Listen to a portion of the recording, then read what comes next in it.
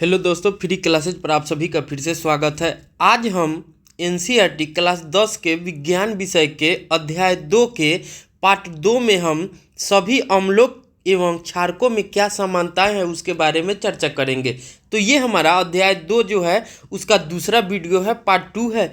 तो इसमें जो हमारा सब टॉपिक है वो क्या है, तो सभी अम्लों एवं क्षारकों में क्या समानताएं हैं इस बिंदु पर हम चर्चा करेंगे। अगर आपको पार्ट 1 वीडियो मेरा नहीं देखे हैं तो आप मेरे चैनल के यूट्यूब चैनल फ्री क्लासेस 504 पे जाकर इसके एनसीईआरटी क्लास 10th साइंस करके प्लेलिस्ट बना हुआ है, वहाँ पर जाकर आप पार्ट 1 को भी देख लीजिएगा। वहाँ पर जो है कि पार्ट 1 में हम रासायनिक जो अम्ल और क्षारक के रासायनिक गुणधर्म है उनको दिखाया गया है कि जो क्षारक होते हैं वो अधात्विक ऑक्साइड से अभिक्रिया करके क्या बनाते हैं, अम्ल जो होते हैं धात्विक ऑक्साइड से अभिक्रिया करके क्या बनाते हैं, कार्बोनेट या बाइकार्बोनेट से अभिक्रिया करके क्या बनाते हैं। तो इन सभी बिंदुओं पर हमने चर्चा किया था, जल के साथ अभिक्रिया करके क्या बनाता है। तो आप देख लीजिएगा पार्ट 1 वहाँ बेहतर तरीके से, ताकि आप जब पार्ट 2 देखें तो ये बेहतर तरीके से आपको समझ में आएंगे। तो आइए आज हम शुरू करते हैं सभी अम्लों एवं क्षारकों में क्या समानताएं होते हैं। तो हमें कह रहा है कि अनुभाग 2.1 में, इसका मतलब है कि सब टॉपिक इसको बोलते हैं या अनुभाग बोलते हैं। तो हमने देखा है कि सभी अम्लों में सामान्य रासायनिक गुणधर्म होते हैं। तो जब हम पार्ट 1 में देखे थे अनुभाग में, तो देखे थे कि सभी जो अम्ल होते हैं उनके जो केमिकल गुण होते हैं, गुणधर्म होते हैं, वो क्या होते हैं, समान होते हैं। अब हमसे कह रहा है कि गुणधर्मों में समानता क्यों होती है। तो हमने देखा था कि जो धातु के साथ अभिक्रिया करने पर सभी जो अम्ल होते हैं वो हाइड्रोजन गैस उत्पन्न करते हैं। तो जितने भी अम्ल होते हैं वो धातु के साथ अभिक्रिया करके हमने देखा था कि हाइड्रोजन गैस उत्पन्न करते हैं। क्या करते हैं, तो ये हाइड्रोजन गैस उत्पन्न करते हैं। इसी से पता चलता है कि अम्लों में हाइड्रोजन होता है। तो इससे क्या पता चलता है, तो जितने भी अम्ल होते हैं सभी में क्या होते हैं, हाइड्रोजन होते हैं। आइए एक क्रियाकलाप के माध्यम से हम जांच करें कि क्या हाइड्रोजन युक्त सभी यौगिक अम्लीय होते हैं। तो जो हाइड्रोजन युक्त सभी यौगिक है अम्लीय है कि नहीं है, इसके बारे में हम जब चर्चा करेंगे तो इसके लिए हम लोग क्रियाकलाप 2.8 को देखते हैं। ग्लूकोज, एल्कोहल, हाइड्रोक्लोरिक अम्ल। तो ग्लूकोज हमारा क्या होता है, C6H12O6। एल्कोहल क्या होता है, तो OH होते हैं, ये हाइड्रोक्साइड फॉर्मल का सूत्र होता है। लेकिन जब ये मान लीजिए CH3OH हो जाएगा तो ये हमारा मेथेनॉल हो जाता है। CH3COOH ये हमारा एथेनॉल हो जाता है। तो हाइड्रोक्लोरिक अम्ल का आप जानते ही हैं HCl होता है, सल्फ्यूरिक अम्ल का H2SO4 होता है। आदि का विलयन लीजिए, एक कॉर्क पर 2 कीले लगाकर कॉर्क को 100 मिलीलीटर के बीकर में रख दीजिए। चित्र 2.3 के अनुसार किलो को 6 वोल्ट की बैटरी दोनों टर्मिनलों के साथ एक बल्ब तथा स्विच के माध्यम से जोड़ दीजिए। अब बीकर में थोड़ा तनु HCl डालकर विद्युत धारा प्रवाहित कीजिए। इस क्रियाकलाप को तनु सल्फ्यूरिक अम्ल के साथ दोहराइए। आपने क्या प्रेक्षण किया, इन प्रेक्षणों को ग्लूकोज एवं एल्कोहल के विलयन के साथ साथ अलग दोहराइए। तो क्या करना है हमको कि पहले तो हम लोग इन परीक्षणों को करेंगे सल्फ्यूरिक अम्ल के साथ, उसके बाद क्या करेंगे कि पहले हाइड्रोक्लोरिक अम्ल के बाद उसके सल्फ्यूरिक अम्ल के बाद उसके बाद जो ग्लूकोज और हमारा एल्कोहल बचता है उस विलयन के साथ इसको क्या करेंगे कि फिर से पुनः दोहराएंगे और इसी प्रक्रिया को हम क्रियाकलाप को करेंगे। बल्ब क्या प्रत्येक स्थिति में जलता है, तो बल्ब जो होगा कि प्रत्येक स्थिति में नहीं जलता है, क्योंकि जब हम इसमें HCl से डालते हैं तो HCl जो होते हैं वो हमको हाइड्रोजन आयन देते हैं। लेकिन जब हम सल्फ्यूरिक अम्ल को डालेंगे तो वो भी हमारा हाइड्रोजन आयन देता है। तो जब हाइड्रोजन आयन आएंगे तो उसमें विद्युत धारा का प्रवाह होता है और बल्ब जलता है। लेकिन जब इसमें ग्लूकोज एवं एल्कोहल के विलयन के साथ हम मिक्स करेंगे तो ये जो होते हैं तो वो जल में घुलनशील होते हैं। क्या है, जल में घुलनशील होते हैं। तो ये विलयन के साथ जो होते हैं कि ये हाइड्रो ऑक्साइड देते हैं, हाइड्रोजन आयन नहीं देते हैं। ये क्या देंगे, हाइड्रो ऑक्साइड देते हैं। और ये घुलनशील होने के कारण जो ग्लूकोज और एल्कोहल होते हैं वो सहसंयोजिक यौगिक हैं, तो ये आपस में घुल जाते हैं और कोई आयन नहीं देते हैं। तो ग्लूकोज एल्कोहल क्या करते हैं, कोई आयन नहीं देते हैं। कोई आयन नहीं देते हैं, कोई आयन नहीं देते हैं। इसीलिए क्या होगा कि ग्लूकोज और एल्कोहल के साथ जो रहेगा वो बल्ब नहीं जलेगा। क्या होगा? बल्ब नहीं जलता है। अम्ल की स्थिति में बल्ब जलने लगता है। तो जब हम अम्ल की स्थिति में देखते हैं तो क्या होता है? बल्ब जलने लगता है, जैसा कि चित्र 2.3 में दिखाया गया है। परंतु आप यह देखेंगे कि ग्लूकोज एल्कोहल का विलयन विद्युत का चालन नहीं करते हैं। बल्ब के जलने से यह पता चलता है कि इस विलयन में विद्युत का प्रवाह हो रहा है। तो जब बल्ब जलेगा तो हम क्या कहेंगे कि इसमें विद्युत धारा का प्रवाह हो रहा है। लेकिन जब बल्ब नहीं जलता है तो हम क्या कहेंगे कि इसमें विद्युत धारा का प्रवाह नहीं हो रहा है। अम्लीय विलयन में विद्युत धारा का प्रवाह अम्ल में उपस्थित इन्हीं आयनों द्वारा होता है। तो जो अम्लीय विलयन होते हैं उनमें विद्युत धारा का प्रवाह अम्ल में उपस्थित रहते हैं हाइड्रोजन आयन, उसके कारण जो होता है कि उसमें विद्युत धारा का प्रवाह होता है। अम्लों में धनायन हाइड्रोजन आयन, ऋणायन जैसे HCl में क्लोराइड, HNO3 में क्या हो जाएगा? NO3 ऋणायन हो जाएगा। ये हमारा क्या है? एथेनॉल है। कि एथेनॉल में क्या है? CH3COO, ये क्या है? ये ऋणायन है। H2SO4 में SO2 क्या है? SO4 क्या है? ये ऋणायन है। चूँकि अम्ल में उपस्थित धनायन हाइड्रोजन है, इसी से ज्ञात होता है कि अम्ल विलयन में हाइड्रोजन आयन उत्पन्न करता है। तो जो इससे हमको पता चलता है कि जो अम्ल होंगे, एसिड होते हैं, वो विलयन में हाइड्रोजन आयन देते हैं। क्या देते हैं? हाइड्रोजन आयन देते हैं। इसी कारण से उनका गुणधर्म अम्लीय होता है। इसीलिए क्या होते हैं? वो अम्ल जो होते हैं और उनका गुणधर्म अम्लीय होता है हाइड्रोजन आयन के कारण। आगे हमसे कह रहा है sodium hydroxide, calcium hydroxide. Sodium hydroxide NaOH और कैल्शियम हाइड्रोक्साइड क्या होता है? CaOH2 आदि जैसे क्षारकों। ये दोनों क्या है? तो ये दोनों जो है कि क्षारक हैं। उपयोग करके इस क्रियाकलाप को दोहराइए। इस क्रियाकलाप में परिमाणों में आप क्या निष्कर्ष निकाल सकते हैं? तो जब हम इस क्रियाकलाप को करेंगे तो हम देखते हैं कि जो हमारा सोडियम हाइड्रोक्साइड है या कैल्शियम हाइड्रोक्साइड है, ये जलीय विलयन में ये होंगे तो हाइड्रोक्साइड आयन देते हैं। क्या देते हैं? हमारा OH आयन देंगे। क्या देते हैं? OH आयन देते हैं। तो इसीलिए जो होता है कि उनकी गुण जो होगी क्षारीय होगी। क्या होगी? क्षारीय होगी। क्षारक जो होते हैं जलीय विलयन में क्या देंगे? हाइड्रोक्साइड आयन देंगे। जो अम्ल होते हैं वो हमें क्या देते हैं? तो हाइड्रोजन आयन देते हैं। अब हमारा आगे कह रहा है कि जलीय विलयन में अम्ल या क्षारक का क्या होता है। तो कोई भी जलीय विलयन है उसमें अम्ल या क्षारक है, उनका क्या होता है, इसके बारे में हम लोग देखते हैं। क्या अम्ल जलीय विलयन में आयन उत्पन्न करता है? तो हमने देखा है कि हाँ, अम्ल जो होते हैं वो जलीय विलयन में आयन उत्पन्न करता है और वह आयन जो होता है क्या है? तो हाइड्रोजन आयन है। आइए इसकी जांच करें। अब इसकी जांच करने के लिए हम क्रियाकलाप 2.9 को देखते हैं। एक स्वच्छ सूक्ष्म प्रणाली में लगभग 1 ग्राम ठोस NaCl नमक या सोडियम क्लोराइड लीजिए तथा चित्र 2.4 के अनुसार उपकरण को व्यवस्थित करें। जैसा हमको दिया हुआ है इस तरह से हम क्या करेंगे? उपकरण को व्यवस्थित कर लेंगे। प्रणाली में कुछ मात्रा में सांद्र सल्फ्यूरिक अम्ल H2SO4। सांद्र सल्फ्यूरिक अम्ल का मतलब होता है कि जो हमारा विलेय हो और विलायक हो, दोनों का जो कॉम्बिनेशन हो वो क्या हो? बराबर टाइप के हो। आपने क्या परीक्षण किया? क्या निकास नली में कोई गैस बाहर आ रही है? तो हाँ, इस प्रकार उत्सर्जित गैस की सूखे एवं नरम लिटमस पत्र द्वारा जांच कीजिए। इस स्थिति में लिटमस पत्र का रंग परिवर्तित होता है। तो हाँ, उपरोक्त क्रियाकलाप के आधार पर आप निम्न अम्लीय गुण के बारे में क्या निष्कर्ष निकाल सकते हैं? तो शुष्क HCl गैस और यहाँ क्या है? हमारा HCl विलयन। अध्यापकों के लिए निर्देश: यदि जलवायु अत्यधिक आर्द्र हो तो गैस को शुष्क करने के लिए आपको कैल्शियम क्लोराइड वाली शुष्क नली से गैस प्रवाहित करना होगा। यदि अगर मौसम जो हो वो अगर बहुत आर्द्र हो तो क्या करना होगा? गैस को शुष्क करने के लिए हमको कैल्शियम क्लोराइड वाली शुष्क नली से गैस को प्रवाहित करना होगा। अब हम जानते हैं कि कैल्शियम क्लोराइड का सूत्र क्या होता है? तो CaCl2 हमारा होता है। अब हम आगे देखते हैं।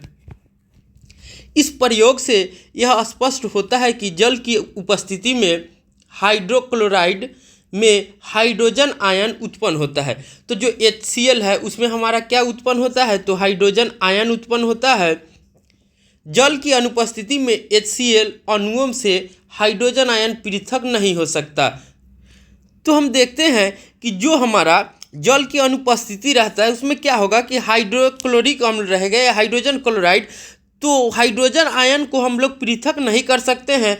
कैसे, तो हम देखिए यहाँ पे क्या है कि HCl प्लस H2O, तो हाइड्रोक्लोरिक अम्ल को जब जल से अभिक्रिया करा रहा है तो H3O बन रहा है। ये हमारा क्या है, तो ये हमारा हाइड्रोनियम आयन है। इसे हम लोग क्या कहते हैं, हाइड्रोनियम आयन, हाइड्रोनियम आयन है। तो इससे जो है कि जल को हम लोग पृथक नहीं कर सकते हैं और हमारा एक क्लोराइड ऋणायन बनता है। हाइड्रोजन आयन स्वतंत्र रूप में नहीं रह सकते। जो यहाँ पे हाइड्रोजन आयन होते हैं वो स्वतंत्र रूप से नहीं रहते हैं, लेकिन ये जल के अणुओं के साथ मिलकर रह सकते हैं। लेकिन ये देख रहे हैं कि जल के अणु के साथ मिलकर रह सकते हैं। जैसे H2O जोड़ हाइड्रोजन आयन हमारा क्या बन जाता है, H3O आयन। ये क्या बन जाता है, H3O आयन, हाइड्रोनियम आयन।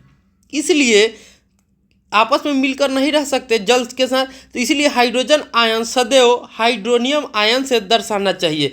तो इस प्रकार हम क्या दर्शाते हैं, हाइड्रोनियम आयन से दर्शाते हैं। जैसे आप देख सकते हैं ये हमारा क्या है, तो हाइड्रोजन आयन है, ये हमारा क्या है, जल है। दोनों आपस में मिलकर क्या बनाते हैं, हाइड्रोनियम आयन बनाते हैं। क्या बनाते हैं, हाइड्रोनियम आयन बनाते हैं।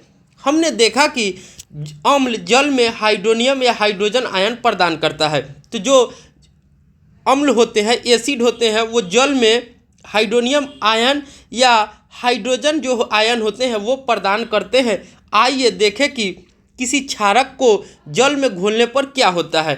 तो जब हम किसी क्षारक को जल में घोलते हैं तो क्या होता है, तो देखिए यहाँ हमारा ये क्या है, क्षारक है सोडियम हाइड्रोक्साइड। जब इसे जल में हम घोलते हैं तो ये हमारा सोडियम आयन देता है और ये क्या देता है, तो हाइड्रोक्साइड आयन देता है। जब हम KOH पोटेशियम हाइड्रोक्साइड को जल में घोलते हैं तो हमारा ये क्या है, तो पोटेशियम आयन है और यहाँ क्या है, हाइड्रोक्साइड आयन है। यहाँ जब MgO magnesium OH magnesium hydroxide को जब हम जल में मिलाते हैं तो ये हमारा मैग्नीशियम आयन देता है और यहाँ क्या है, ये हमारा क्या है, हाइड्रोक्साइड आयन है। तो क्षारक जो होते हैं, हम कह सकते हैं कि जो क्षारक होते हैं वो जल में हाइड्रोक्साइड आयन प्रदान करते हैं। जल में क्या प्रदान करते हैं, हाइड्रोक्साइड प्रदान करते हैं और जल में घुलनशील क्षारक को क्षार कहते हैं।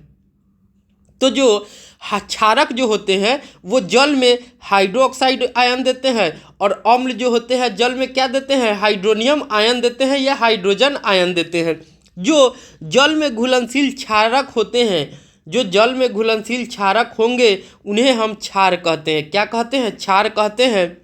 अब हम आगे देखते हैं, सभी क्षारक जल में घुलनशील नहीं होते। तो जितने भी क्षारक हैं वो जल में घुलनशील नहीं होते हैं। जल में घुलनशील का मतलब होता है कि आपस में मिल जाना। जैसे आप देखिए चीनी को है, चीनी को जब जल में मिलाइएगा तब क्या होता है, चीनी जो होता है उसके कण जल में समाहित हो जाता है, मिल जाते हैं। तो चीनी के कण हमें दिखाई नहीं दे सकते हैं, तो वो क्या है, जल में घुलनशील है। लेकिन जब जल में आप छोटे छोटे पत्थर को लीजिएगा, छोटे छोटे कंकड़ को, और जल में मिलाइएगा तो कंकड़ जो होते हैं जल के साथ मिलते नहीं हैं। तो हम क्या कह सकते हैं वहाँ कि जल में जो है कि वो कंकड़ क्या है, अघुलनशील है। क्या है, अघुलनशील है, घुलने वाला नहीं है। जल में घुलनशील क्षारक को हम लोग क्षार कहते हैं। तो जो जल में घुलनशील क्षारक होंगे उन्हें हम क्या कहते हैं, तो क्षार कहते हैं। इनका स्पर्श साबुन की तरह कड़वा होता है। स्वाद क्या होता है, कड़वा होता है।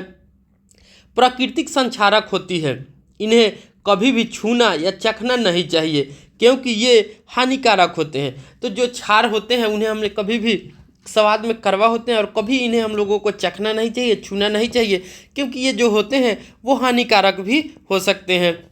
अब तक हम जान चुके हैं कि सभी अम्ल हाइड्रोजन आयन, सभी क्षारक हाइड्रोक्साइड आयन उत्पन्न करते हैं। तो हम अब जान चुके हैं कि जितने भी अम्ल होते हैं वो हाइड्रोजन आयन और जितने क्षारक होते हैं वो हाइड्रोक्साइड जो आयन होते हैं वो उत्पन्न करते हैं। अतः अब हम उदासीनीकरण अभिक्रिया को निम्नलिखित रूप से व्यक्त कर सकते हैं। तो जो हमारा उदासीनीकरण अभिक्रिया होता है उन्हें हम इस प्रकार लिख सकते हैं, जैसे अम्ल क्षारक क्या बनाते हैं, आपस में मिलकर लवण और जल बनाते हैं। तो देखिए यहाँ अम्ल हमारा क्या देता है, हाइड्रोजन आयन देता है, और यहाँ क्या रहता है, कोई ऋण आयन रहता है। तो और क्षारक जो होते हैं हमारा क्या है, तो मान लीजिए कोई हमारा यहाँ पे जो धनात्मक है, पॉजिटिव एम है, क्या देता है, हाइड्रोक्साइड आयन देता है। तो दोनों मिलकर क्या हो जाते हैं, इसका ऋण आयन और इसका धन आयन आपस में मिलकर क्या बना लेगा, MX बना लेगा, और यहाँ हमारा क्या हो जाएगा, HOH हो जाएगा, OH हो जाएगा। अब देखिए यहाँ पे हमारा हाइड्रोजन आयन और हाइड्रोक्साइड आयन मिलकर क्या बनाते हैं, जल बनाते हैं। तो हाइड्रोजन आयन और हाइड्रोक्साइड आयन आपस में मिलकर क्या बनाते हैं, जल बनाते हैं। तो आइए देखें अम्ल तथा क्षारक में जल मिलाने पर क्या होता है। इसके लिए हम क्रियाकलाप 2.10 को देखते हैं। एक बीकर में 10 ml मिलीलीटर जल लीजिए, इसमें कुछ बूंद सांद्र सल्फ्यूरिक अम्ल H2SO4 की डालकर बीकर धीरे धीरे घुमाइए।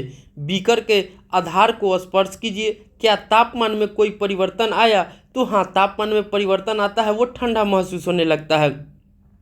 यह प्रक्रिया क्या ऊष्मा छेपी या ऊष्मा शोषी है, तो ये जो होती हैं वो क्या है, तो ऊष्मा शोषी है, ऊष्मा शोषी है, क्योंकि ऊष्मा को अपशिष्ट वो ऊष्मा को अवशोषण नहीं करती है, वो ऊष्मा त्यागती है।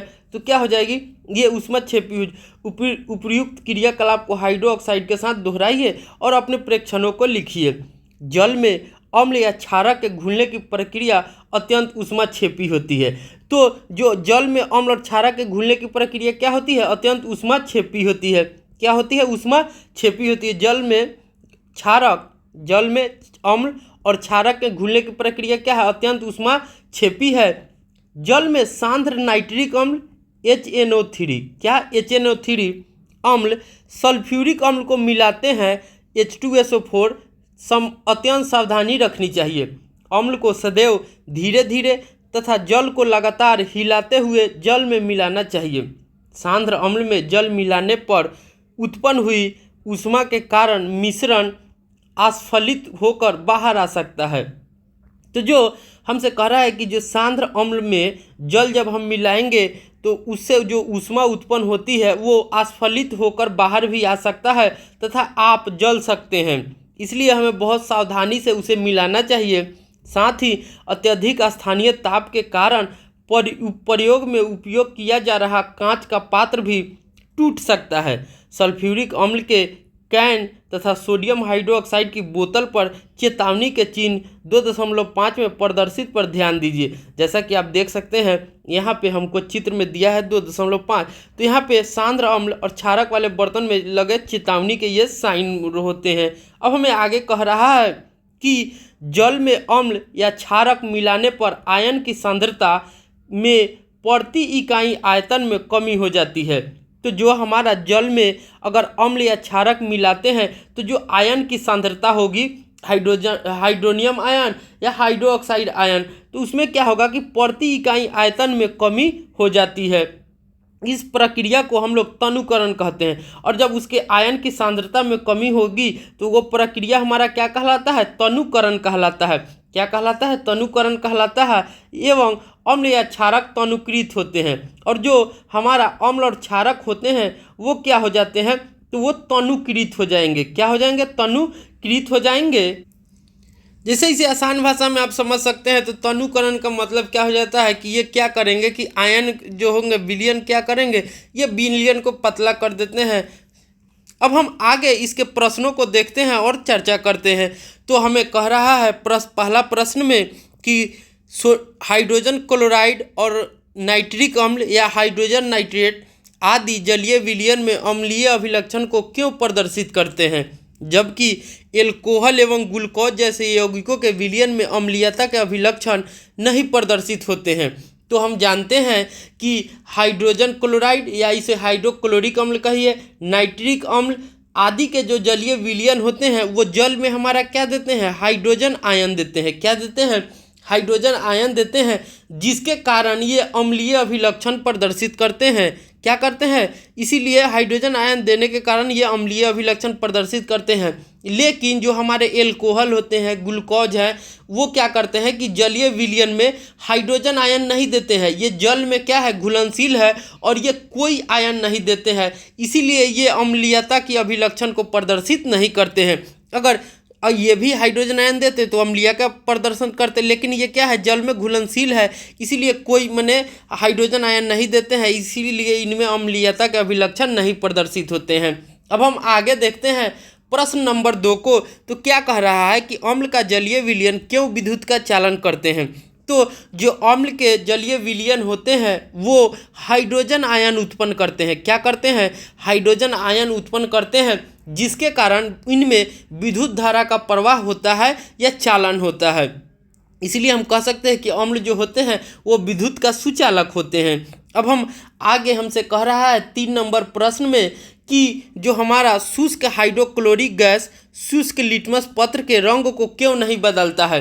तो जो शुष्क हाइड्रोलिक क्लोरिक गैस होते हैं वो शुष्क लिटमस पत्र के रंग को इसलिए नहीं बदलते हैं क्योंकि जल की अनुपस्थिति में ये HCl से ये क्या हाइड्रोजन आयन जो होंगे कि अलग नहीं हो पाते हैं। HCl से क्या होंगे, ये हमारा हाइड्रोजन आयन जो होंगे वो अलग नहीं हो पाते हैं, अर्थात सिर्फ जलीय माध्यम में ही हाइड्रोजन आयन बनता है। तो सिर्फ जलीय जो माध्यम रहेंगे उसी में हाइड्रोजन आयन बनेगा, लेकिन अलग हाइड्रोजन आयन नहीं बनता है, इसीलिए जो होते हैं कि ये रंग नहीं बदलते हैं। आगे हमसे 4 नंबर प्रश्न में कह रहा है कि जो अम्ल होते हैं, अम्ल को तनुकृत करते समय यह क्यों अनुशंसित करते हैं कि अम्ल को जल में मिलाना चाहिए, न कि जल को अम्ल में। तो हम इसलिए करते हैं क्योंकि जल में अम्ल या क्षारक के घुलने की प्रक्रिया अत्यंत ऊष्माक्षेपी होती है। क्या होती है, ये प्रक्रिया अत्यंत ऊष्माक्षेपी होती है। तो जल में हम सांद्र नाइट्रिक अम्ल या सल्फ्यूरिक अम्ल को मिलाते हैं तो अत्यंत सावधानी रखेंगे, क्योंकि अम्ल जो को सदैव धीरे धीरे तथा जल को क्या लगातार हिलाते रहने से उसमें ऊष्मा का जो होगा बैलेंस होता रहेगा। अगर हम एकाएक मिलाएंगे तो क्या होगा कि उसमें ऊष्मा के कारण क्या हो जाएगा कि मिश्रण जो होगा असफलती होगा, माने एकाएक वो उबलते हुए फेंकेगा, जिससे हमारा क्या हो सकता है, हम जल भी सकते हैं। इसीलिए स्थानीय जो होगा तापमान के कारण प्रयोग में हम लोगों को कांच का पात्र भी, अगर कांच का हम लोग यूज कर रहे हैं तो टूट भी सकता है। तो उस कंडीशन में इन सभी को बचने के लिए हम लोग मैंने सावधानी पूर्वक उन्हें मिलाना चाहिए और तनुकृत करना चाहिए। अब हमें आगे कह रहा है 5 नंबर प्रश्न में कि अम्ल के विलयन को तनुकृत करते समय हाइड्रोनियम आयन की सांद्रता कैसे प्रभावित हो जाती है। तो अम्ल के विलयन में जल मिलाते समय हाइड्रोजन आयन जो रहते हैं वो H2O से संयोग कर लेते हैं। तो हाइड्रोजन आयन क्या होते हैं, वो जल से संयोग कर लेते हैं और हमारा क्या बना देते हैं, हाइड्रोनियम आयन बना देते हैं। क्या बना देते हैं, हाइड्रोनियम आयन बना देते हैं। और अम्ल के विलयन को तनुकृत करने पर हाइड्रोनियम जो आयन होगी उसकी सांद्रता में भी कमी हो जाती है। ये बनने के कारण, हाइड्रोनियम आयन बनने के कारण कमी हो जाती है उसकी सांद्रता में। अब हमारा 6 नंबर प्रश्न में कह रहा है कि जब सोडियम हाइड्रोक्साइड के विलयन में अधिक क्षारक मिलाते हैं तो हाइड्रोक्साइड आयन की सांद्रता कैसे प्रभावित होती है। तो मान लीजिए हमारा क्या है, सोडियम हाइड्रोक्साइड है। तो जब हम सोडियम हाइड्रोक्साइड के विलयन में अत्यधिक मात्रा में क्षारक मिलाएंगे तो हाइड्रोक्साइड की आयन क्या होगी, बढ़ जाएगी। क्यों, क्योंकि इसमें देखिए हाइड्रोक्साइड के विलयन है, अगर इसमें हम क्षारक मिला देते हैं, मान लीजिए KOH, इसमें KOH मिला दिए। अब देखिए क्या होगी कि यहाँ पे KOH में क्या हो रहा है, तो विलयन की वो हाइड्रोक्साइड आयन की क्या होगी, मात्रा बढ़ जाएगी। क्या हो जाएगी, हाइड्रोक्साइड की मात्रा बढ़ जाएगी। तो जब हाइड्रोक्साइड की मात्रा बढ़ेगी तो क्या होगा कि हाइड्रोक्साइड आयन की सांद्रता भी बढ़ जाएगी। तो सांद्रता बढ़ जाएगी, इसीलिए हम कहते हैं कि जब सोडियम हाइड्रोक्साइड के विलयन में अधिक क्षार मिलाते हैं तो हाइड्रोक्साइड की सांद्रता क्या होती है, बढ़ जाती है। तो इस तरह से हमने इसके सभी प्रश्नों पर चर्चा कर लिए। अब हम पार्ट 3 में अम्ल एवं क्षारक के विलयन कितने प्रबल होते हैं, pH स्केल क्या होते हैं, उसके बारे में चर्चा करेंगे। तो हम लोग मिलते हैं अध्याय 2 अम्ल क्षारक लवण के पार्ट 3 वीडियो में, और उसमें हम चर्चा करेंगे अम्ल एवं क्षारक के विलयन में कितने प्रबल है कितने प्रबल नहीं है। तो मिलते हैं अगले वीडियो में, तब तक के लिए बाय। अगर वीडियो अच्छा लगेगा तो प्लीज़ लाइक एंड सब्सक्राइब भी कर दीजिएगा।